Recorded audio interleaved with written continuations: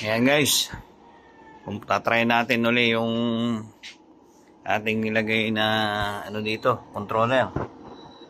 Ayan, gaganahin natin yung water pump. Okay, so ngayon kasi naka-tank yan eh. Papatayin ko muna yung tank. Ito yung supply namin ng prime water. Okay, siyempre malalabasin ko lang, may hangin yan eh.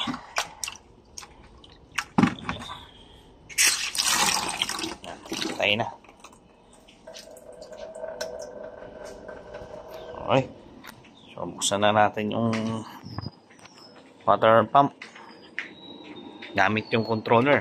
Okay, i-on ko lang itong breaker. Kunin natin yung remote. Tignan natin kung gagana. Manog. Yun, kumana na. Ayan. Okay, ganda naman yung harvest ngayon. Ayan, kumana na. Gumagana yung controller natin guys.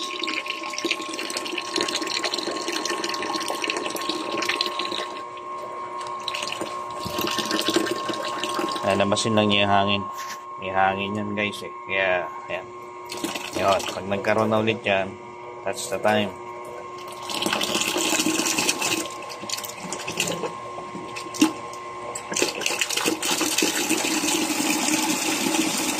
Okay.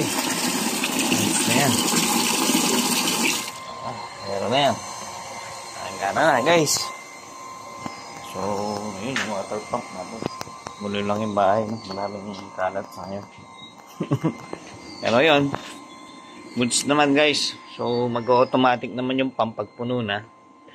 So sana magtagal lang ito, no? Yung ginawa natin.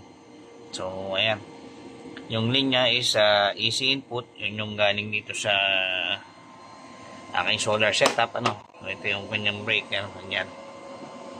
So ito, yun yung breaker niya. So 32 amps na breaker.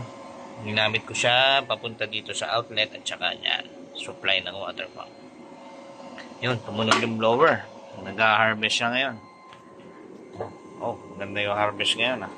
Although makulimlim dito sa amin so meron akong 2.361 kilowatt harvest at saka 740 watts na consumption. Yun yung isa na yung water pump. Yung mahina yung water pump ko na magkonsumo, mababa yung wattage niya. Then ngayon hindi ko pa rin nilalagay yung green. Minsan nilalagay ko siya sa gabi if ever magamit kami ng maraming appliances, para in case na ma-deplete yung battery